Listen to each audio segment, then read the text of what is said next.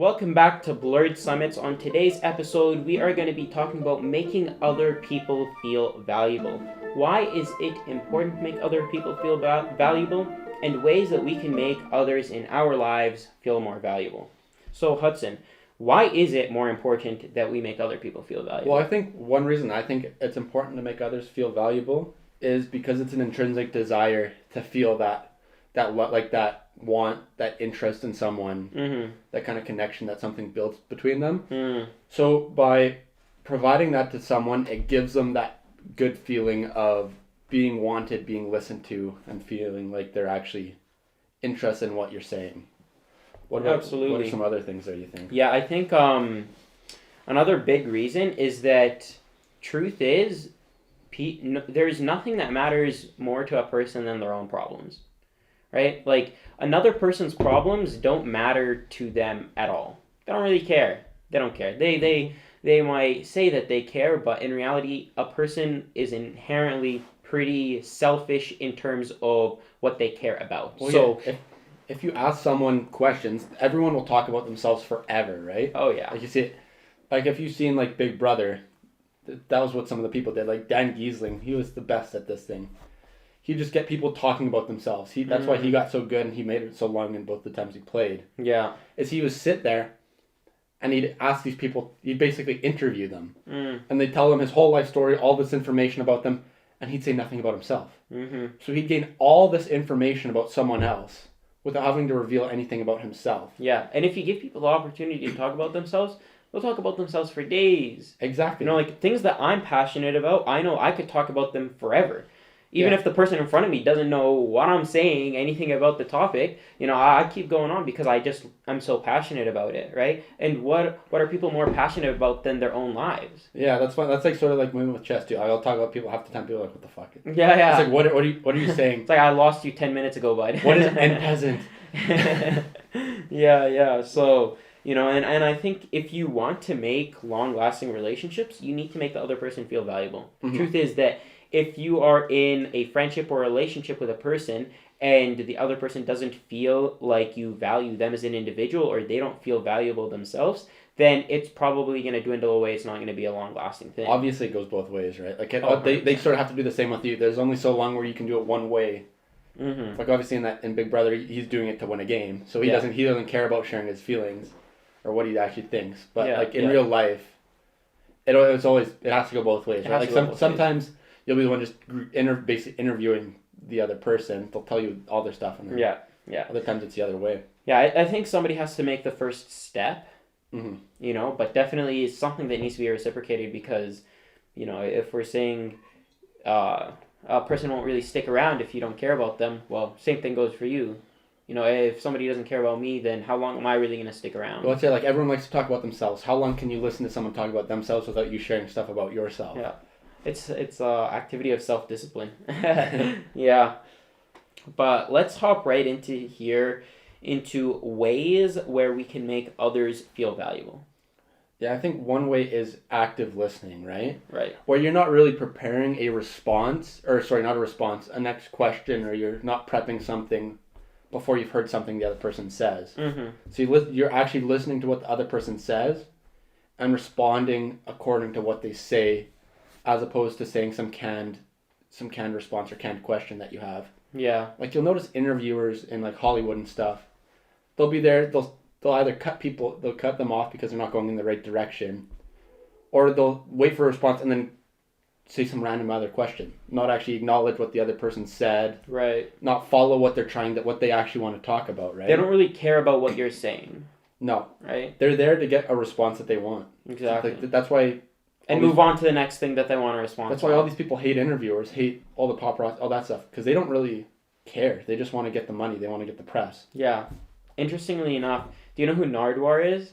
Of course I do. I love Nardwuar. Of course. He's a beauty. I think one of the big reasons why Nardwuar can touch people so deeply, and like a lot of these celebrities that hate getting interviewed, they love Nardwuar, is because Nardwuar is an expert at making the other person feel valuable. He makes them feel so valuable that he knows their personal lives. He knows things that even his closest friends don't know. Exactly. Like they'll pull up, I think there's somewhere he's talking about some guy where he got a barber where he got his haircut from, or something he released or didn't release. That like childhood friends, all this kind of stuff. Childhood teacher. Who was that one? Was that Chance? Yeah. I that think was Chance. no, that was Travis.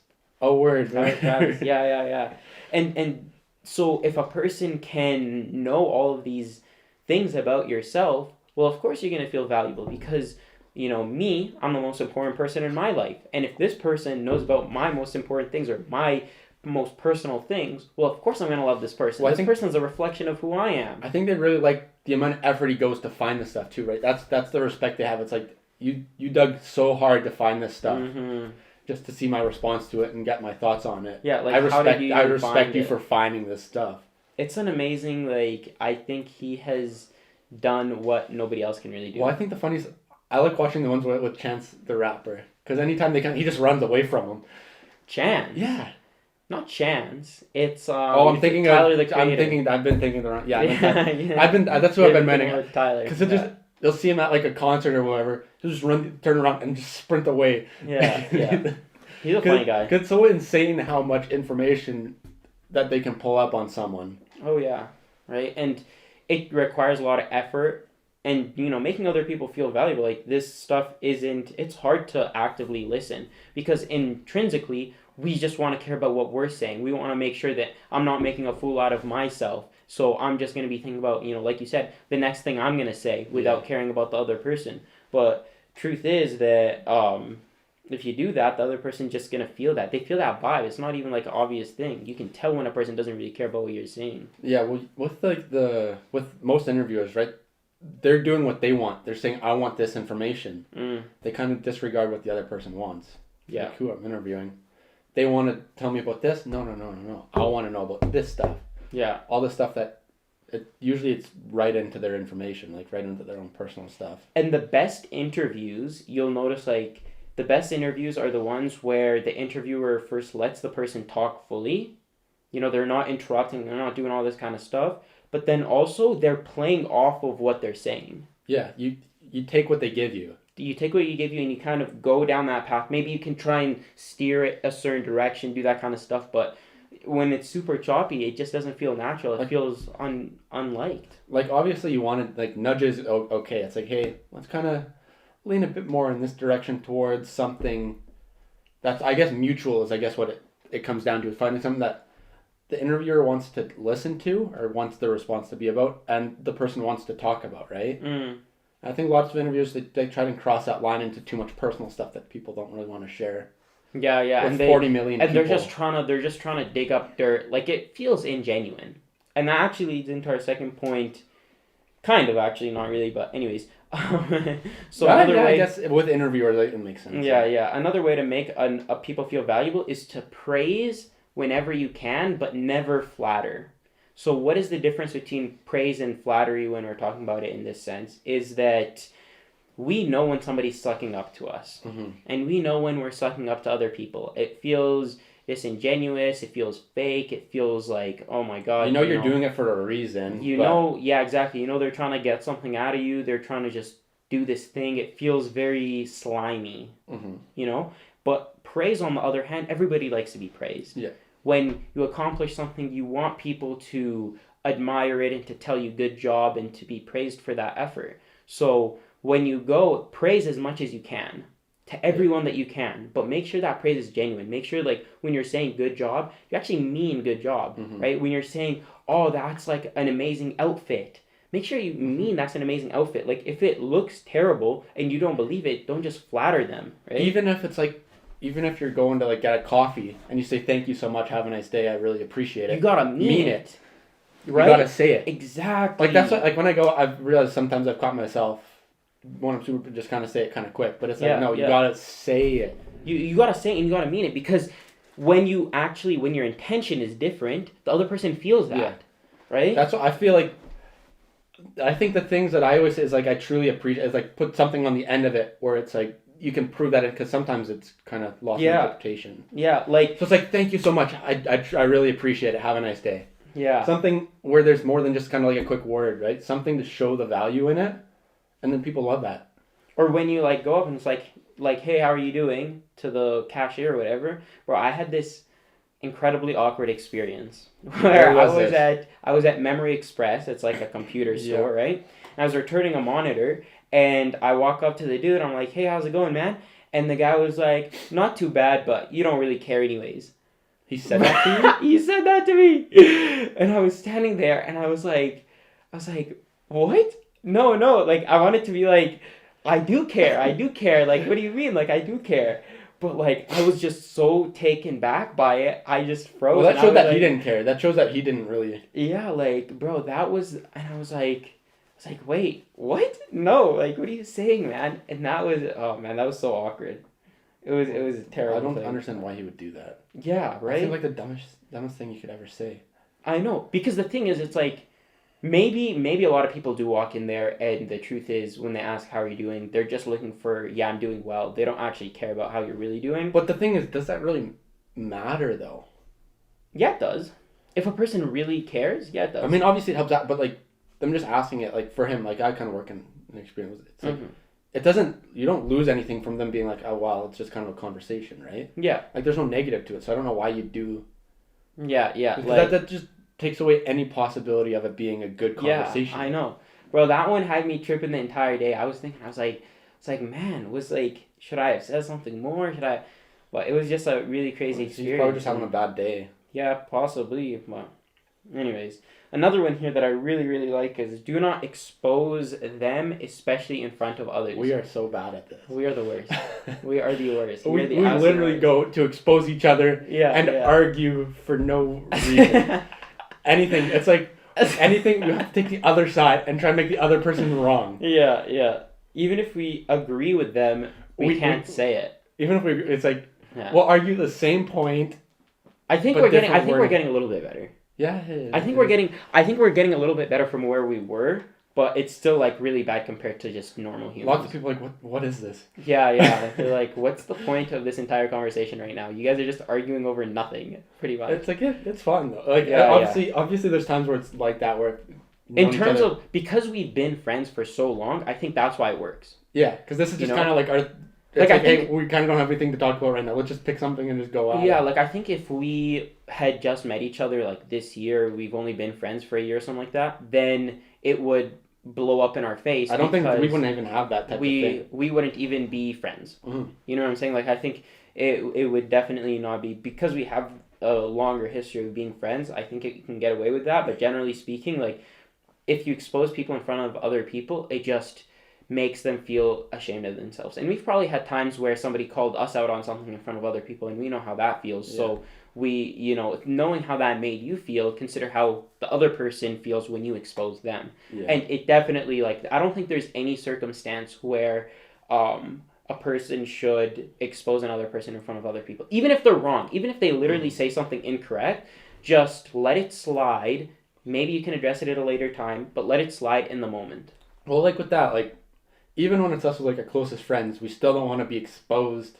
Yeah, to like them. there is also things that like I would never expose you on, you would never expose me on. Well, I think the funny thing with that is I think that's half the reason why we take the opinions to our grave is basically you aren't going to expose me. Yeah. It's like, no, but I'm going to try and expose you. No. It just keeps going back and forth, and then it's like, okay, everyone's like, what are you doing? Yeah. But yeah, I think it really kind of puts a dent in whatever kind of relationship or whatever it is, unless and it really has to be trust, eh? It has to be really specific for you to like really be okay with it. Like probably only one other friend where we could I'd probably be willing to do the same thing that we usually do, or just kind of just go at it just because you want to go at it. Most of the people, if you go at it, it's always a negative, right? Like I guess we're the one-off where it's it's like a rare circumstance. Like as a general rule of thumb, don't expose people. If you've had a long friendship with them and your relationship is a certain way, then maybe you can switch this rule up. But as a general rule of thumb, it's not worth it. Well, that's when it kind of comes naturally. Like we realize it kind of happened naturally. Like I don't think it was. That is hey, true. let's just. That is very true. It's just hey. We're just both extremely stubborn. That's exactly what it is. There's been times where, like we'll talk about the GameStop one. I think I was pro the people, and then you started bringing up these pro people things. Like, you know what? Screw you. It's the big guys, bro. The big guys. Yeah, that's funny. The next one is also one that we're really terrible at. It's avoid I arguments. think they kind of at come all hand in costs. hand. Yeah. Like we do argue a little bit too much, and I think the reason it says here like avoid them at all costs is because does a person actually ever win an argument? Doesn't matter if you're right. Doesn't matter if you're right, because the other person will usually have too much pride or too much, stubbornness in them to allow that win to Well, and if you want to pass. prove that you're right, then you have to expose them. So Yeah. they genuinely come hand in hand. Yeah, like I think, have we ever settled an argument? You know what I'm Maybe saying? like one or two. Like, and that's in, who knows how many years of just arguing all the time. Well, like about- one or two where we're genuinely on other sides. Like there's ones where Yeah. we're on the same side and then flip, and that's like, yeah, you know what? Like at the end, it was like, yeah, we're just messing around. It's obvious. Yeah. But I'm trying to even think, what were those one or two?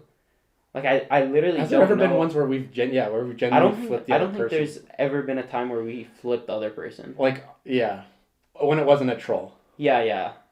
So that's But exactly, and that just goes shows to it. prove it, Like, we right? probably argue multiple times a day over text or whatever. Yeah. And it just for the sake of argument, because we kind of enjoyed the argument, but even with that, even when the people both enjoy the argument and they both know it's a joke, you're There's- never flipping the other person. Yeah. So just avoid that at all costs and try and make the other person feel valuable. Yeah, people don't want to be wrong. That's what that comes down to. They People don't want to be don't wrong. wanna They be don't want to be excused. That's why they hold on to their opinion. Exactly. It's because then if they And let even go, if then they they're wrong. recognize it, they won't admit it. Yeah. They won't admit it, right? I think that this last one I think is also pretty important. It's kind of a subtle one that you don't really think about is don't look for the yes answer. Look for a that's right. Bro, I saw this awesome social experiment on the internet. Not a social experiment. It's like I saw this psychology trick on the internet, and the psychology trick was like this. Go up to, let's say, a family member or a friend and give them a very obvious fact and ask it as a question. So, for example, let's say you're a university student. Ask, hey, you go to university, right? And then see what the other person says. It's like a very obvious, and the answer is, yeah, I go to university. But how they're going to answer it is, yeah, like, why did you ask that question? It's going to make them feel very uncomfortable. They're going to be like, wait, what was the point of that? Why did you ask that? And this just goes to show that yes is always accompanied by something. Yeah. There's never a time where we say yes and just keep it that way. I think about like all those times where text where we have some friend who keeps things super broad, or they just kind of say something. It's like you do that. I'm like, yeah, what? Why? Like, what is your incentive? What is going on? Right? What are you trying to trick me into? It makes the person feel like there's a trick, like there's a catch. Like it's like I'm trying to be dragged in a direction, but why? Yeah. That's so funny. And so it says here, instead of the yes, look for a that's right. Because that's right means that the person believes that you understand where they're coming from. So a that's right answer, you get it for, like, let's say you're trying to see things from the other person's point of view.